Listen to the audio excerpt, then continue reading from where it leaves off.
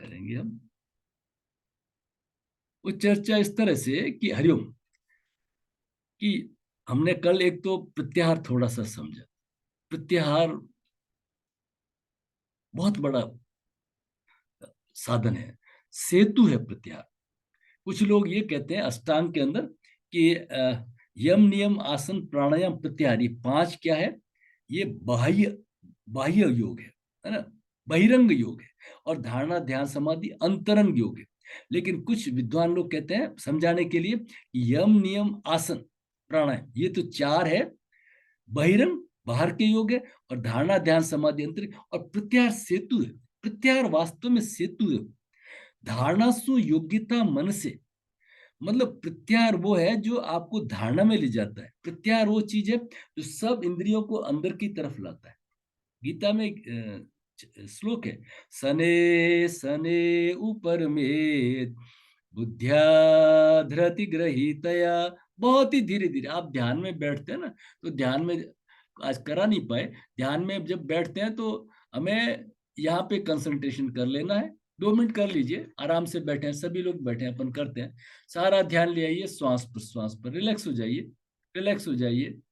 आंखें बंद, गर्दन थोड़ा सा पीछे, slow relax deep gentle breathing. धीरे धीरे श्वास को भरिए और छोड़िए। ध्यान ले आइए सहस्त्रार चक्र पर, सिर के ऊपर ध्यान ले आइए। नीचे से ऊपर ऊर्जा के प्रवाह को महसूस कीजिए। हल्के से मूल बंद लगा हुआ, हल्के से मूल बंद, और ध्यान सहस्त्रार के ऊपर। गर्दन थोड़ा सा पीछे, slow relax deep gentle breathing. शरीर बिल्कुल ढीला, हल्के से मूल बंद। अब ध्यान को ले आइए भ्रू मध्य पर, बिटवीन टू आईब्रोज, आज्ञा चक्र पे, और अपने मन को समझाइए। जो मन बाहर की तरफ जा रहा है, भटक रहा है, इंद्रियां बाहर की तरफ जा रही है, उन सबको समझा के बुझा करके भ्रू मध्य पर ले आइए।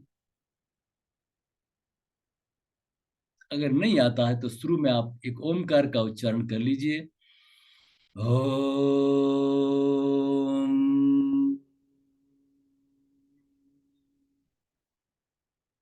गर्दन थोड़ा सा पीछे। फिर कोई विचार आए तो मन ही मन ओमकार चला दीजिए। जैसे वो महाभारत और रामायण में तीर कैसे चलाते, एक तीर आता है तो दूसरा तीर सामने न्यूट्रलाइज करने के लिए, जैसे ही थॉट आया आप ओमकार चला दीजिए मन ही मन। और धीरे धीरे अपनी इंद्रियों को, सभी को भ्रू मध्य पर एकत्रित कर लीजिए। अपने मन को भ्रू मध्य पर इकट्ठा कर लीजिए, समझा बुझा करके। सने सने ऊपर में बुद्धिया धृति गृहीत्वा, बुद्धि पूर्वक धैर्य पूर्वक अपने मन को समझा के बुझा के भ्रू मध्य पे ले आइए। न किंचदपि चिंत, अब किसी तरह का कोई चिंतन नहीं, ध्यान पूरा भ्रू मध्य पे। फिर मन भगेगा, उसका स्वभाव है, इंद्रियां बाहर की तरफ जाएगी, उनको समझा बुझा करके अंदर की तरफ ले आइए। अपने मन को आत्मा में अवस्थित कर लीजिए। सने सने ऊपर में बुद्धिया धृति ग्रहित, आत्मसंस्थम मनः कृत्वा, आत्मसंस्थम मनः कृत्वा न किंचदपि चिंतित, किसी तरह का कोई चिंतन नहीं। ध्यान भ्रू मध्य पे, भ्रू मध्य पे प्रकाश, हल्के से मूल बंद, हल्के से मूल बंद। ध्यान भ्रू मध्य पे, श्वास न के बराबर, विचार न के बराबर।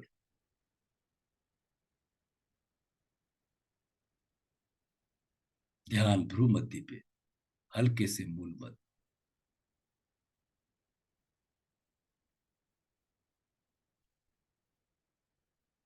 अब सहज गहरी श्वास को भरिए। ओम शांति शांति शांति, मन ही मन ओम शांति, या बोल के भी शांति। गर्दन को थोड़ा झुका लीजिए, हथेलियों को खोल दीजिए। बंद आंखों के सामने हथेलियां खुली हुई। अब धीरे धीरे अंदर आते हुए प्रकाश को महसूस करते हुए आंखें खोलेंगे। असतो मां सदगमय तमसो मां ज्योति, मृत्यु और मां।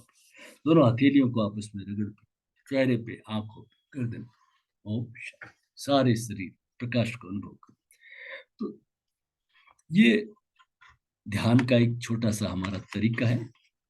इससे पहले सब क्रियाएं कर लेते हैं, ठीक है ना। सोम सोम के साथ में किसी के साथ जोड़ सकते हैं। तो ये इंद्रियों को फोकसिंग के लिए बताया, ध्यान नहीं कराया था मैंने, एक बताया था इन इंद्रियों को फोकसिंग, अंदर की तरफ लाना, अंदर की तरफ ला करके फिर उनको प्रति आहार देना, उनकी जो रुचि है ना उनके अनुसार, और फिर उनको आत्मा में अवस्थित कर लेना, उनको एक लक्ष्य देना। जीवन में कुछ भी पाना है, कुछ भी बाधाएं दूर करनी, तो उच्चतर लक्ष्य दीजिए, उसको उच्चतर लक्ष्य दीजिए, हाईएस्ट ऑर्डर, जिसको कहते हैं भक्ति। ये है। कल के वीडियो को अच्छी तरह देखें, सुने, उसके कंटिन्यूएशन में इसको देखें। तो वो हमारा कहलाता प्रत्याहार। प्रत्याहार से धारणासु योग्यता मनसा, ये हमारे अंदर प्रत्याहार। धारणा क्या होती है? जैसे कॉन्वेक्स लेंस होता है ना, सूर्य की किरणों को इकट्ठा करके लेंस लगा दिए, है ना, तो कितनी शक्ति मिलती है। वो धारणा, और धारणा का जो घनीभूत रूप है वो ध्यान, और ध्यान का हमेशा बने रहना सतत, वो है समाधि, समधि, जहाँ बुद्धि हमारी स्थिर हो जाती है। तो ये है।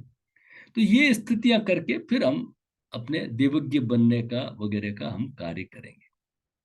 शिव स्वरोदय को जितना खोदते जाओगे, जितना समझते जाओगे ना, कई अर्थ मिलेंगे। मैंने आपको तत्व में ये बताया था कि कैसे हम किसी के मन की बात जान लेते हैं, कैसे कोई आता है हमारे पास में, तो एक एग्जाम्पल के तौर पे एक धीरे धीरे स्टडी बनती है कि जैसे वो हमारे पास में आके बैठा, तो उसका जो वेव्स है ना आने लग जाती है, अच्छी बुरी जो भी है। कुछ लोगों का आप चाहते हो कि फटाफट उनके किसी के डिप्रेशन की वेव्स, किसी के सेंसिटिव होने से, तो कोई आकर के अगर बड़े आराम से गर्दन को झुका के जैसे बैठा है, आराम से बैठा है नीचे, और प्रसन्नता भी है चेहरे पे, तो ये उसका जल तत्व चल रहा है। जल तत्व में थोड़ा ऊपर नीचे होगा, लेकिन एक ठंडक सी रहेगी उसके अंदर, वो जल तत्व है उसका। और अगर कोई आंखें पूरी खोल करके ऐसे बड़ी स्थिर करके दृढ़ पर्वत की तरह बैठा हुआ है, मूर्ति की तरह, वो पृथ्वी तत्व। कोई आंखों को ऊपर करके और लाल आंखें जैसे ऊपर करके, छोटी छोटी सी आंखें की हुई ऊपर देख रहा है, तो ये उसका अग्नि है, उसका मूड ठीक नहीं है, अंदर आग है उसके, बड़ा दुखी है। और कोई फुदक रहा है, इधर जा रहा है उधर जा रहा है, आंखें इधर मटका रहा है इधर, ये वायु तत्व, वायु तत्व उसको बैठने नहीं देती।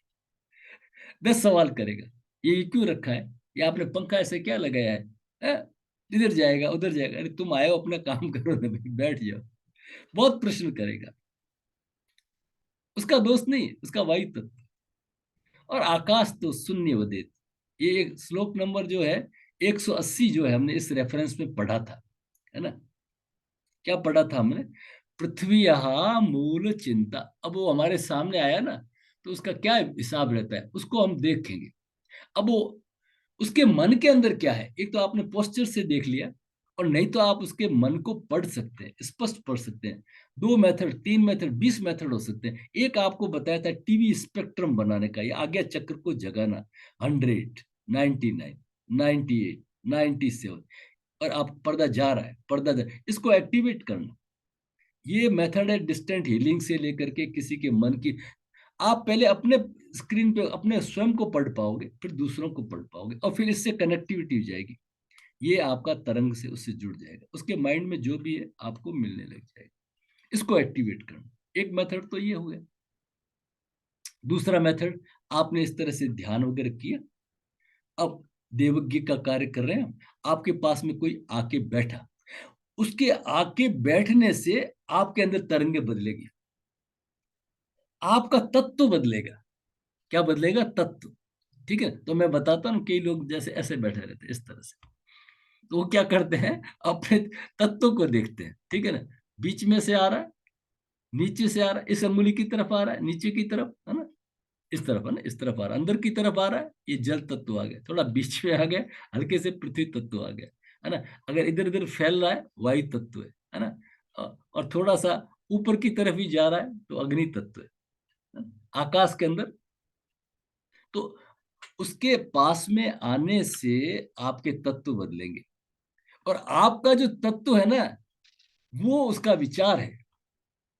जो तत्व आपने उसका ऑब्जर्व किया है ना, तो वो विचार चले, वो प्रश्न लेके आया है, उस तरह का प्रश्न आप तुरंत उसके मन की बात जान लेंगे। वही श्लोक नंबर 180, पृथ्वी मूल चिंता। अब आपको अगर पृथ्वी तत्व आ गया है ना, तो वो आदमी है ना अपने भौतिक साधनों के बारे में कोई प्रश्न, कार खरीदनी, गाड़ी खरीदनी, सामान खरीदना, छोटा मोटा, ये पृथ्वी मूल चिंता स्यात् जीवनस्य जल वातयो। अगर जल और वायु तत्व चलता है तो अपने जीवन के संबंधित प्रश्न पूछ रहा है। अगर जल तत्व चल रहा है तो क्या कह रहा है, मतलब थोड़ा सा आगे प्रोग्रेस करने का वगैरह का, अपने उस तरह की उन्नति के बारे में, जल के बारे में, इस तरह के तत्व के बारे में पूछ रहे हैं। और वायु तत्व आपको आ रहा है ना, तो पूछ तो रहा है जीवन के बारे में, लेकिन उसकी एंजाइटी, उसका डिप्रेशन, उसका कोई पीड़ा, उसकी कष्ट, शरीर के रोग के बारे में पूछ रहा है।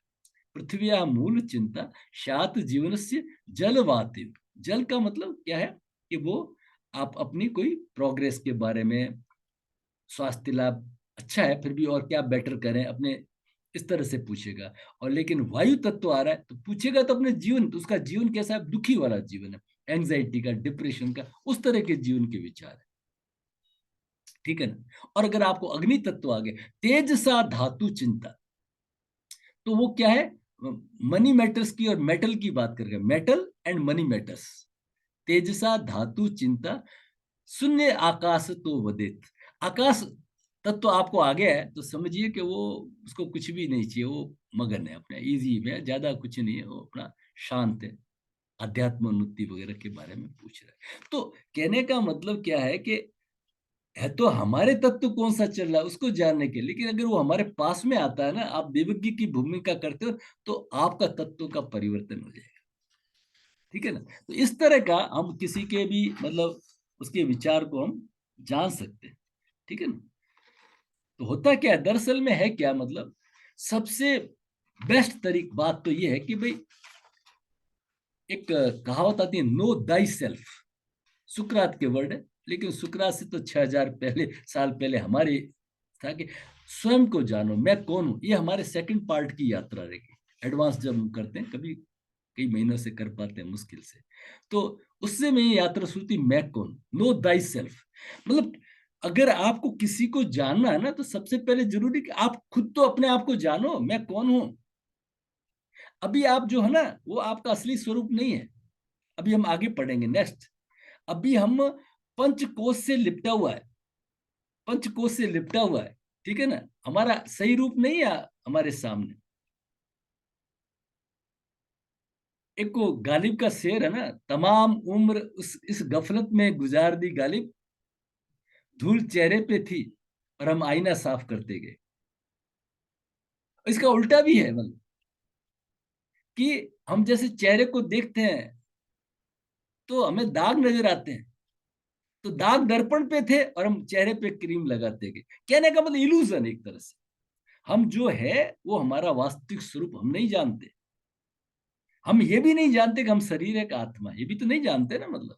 तो ये यहां से खोज शुरू करनी पड़ती है। तो जितना जितना हम अपने बारे में पहले जानेंगे ना, तब जाकर के हम दूसरे के अंदर जान पाएंगे। और ये कैसे आएगा, ये योगिक प्रैक्टिस से आएगा, ये आप पक्का समझ लीजिए। ये सब जितना भी है ना, पूरा अष्टांग के बिना सब जीरो है, कुछ भी नहीं है। ठीक है ना।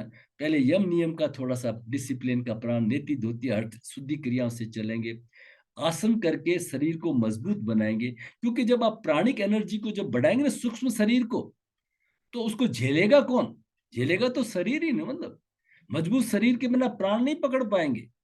समझ गए ना। बहुत कभी यहाँ दर्द हो रहा है, कभी यहाँ दर्द, बैठ भी नहीं पाएंगे, सबसे बड़ी बात तो ये है, स्थिर सुखम आसन होगा ही नहीं, घंटा 45 मिनट तो बिना हिले डुले बैठना। ठीक है, इस तरह की स्थिति। तो प्राणायाम, प्राणायाम का एक बहुत ब्यूटीफुल श्लोक है, दूसरे अध्याय का 52वां श्लोक, पतंजलि, तत् क्षीयते प्रकाश आवरणम। बहुत इंपॉर्टेंट, इतना ब्यूटीफुल श्लोक है, इसके अंदर गहराई इतनी है कि प्राणायाम क्या करेगा कि हम देखिए हम सब प्रकाशवान हैं, वी आर ऑल डिवाइन, हम सब प्रकाशमान है, हम सब शास्त्रों में कहते हैं ना तत्वमसि, अरे ये तू ही है, सब प्रज्ञानम ब्रह्म, अहम ब्रह्मास्मि, सो हम, आई एम दैट। लेकिन हम बाहर ढूंढ, कारण क्या है कि हम वो जो प्रकाश है ना वो राख से ढका हुआ है, वो चिंगारी है ना वो राख से ढकी हुई है। और तत्क्षीयते, वो धीरे धीरे धीरे धीरे, मतलब श्लोक की ब्यूटी क्या है, वैसे नहीं कि एकदम कर्टेन ठक से हट गया, आपने प्राणायाम किया पर्दा हट गया, नो, वो धीरे धीरे क्षीण होगा। तत्क्षीयते प्रकाश आवरणम, उसके ऊपर प्रकाश के ऊपर जो आवरण पड़ा हुआ ना धीरे धीरे धीरे धीरे धीरे धीरे धीरे धीरे क्षीण होगा, उगड़िया घूंघट पट हो गया एक का, और फिर अपना निज स्वरूप आएगा, अरे मैं ही तो हूं, वो दूसरा थोड़ी है ना। तो आज की यात्रा हमारी इस तरह की रहेगी, है ना। तो उस तत्व को जानना हमें, है ना, तो तत्वों को पहचानना करना ये सब कुछ हमारा चैप्टर रहेगा। पहले मैं इसको समापन करके और फिर आज के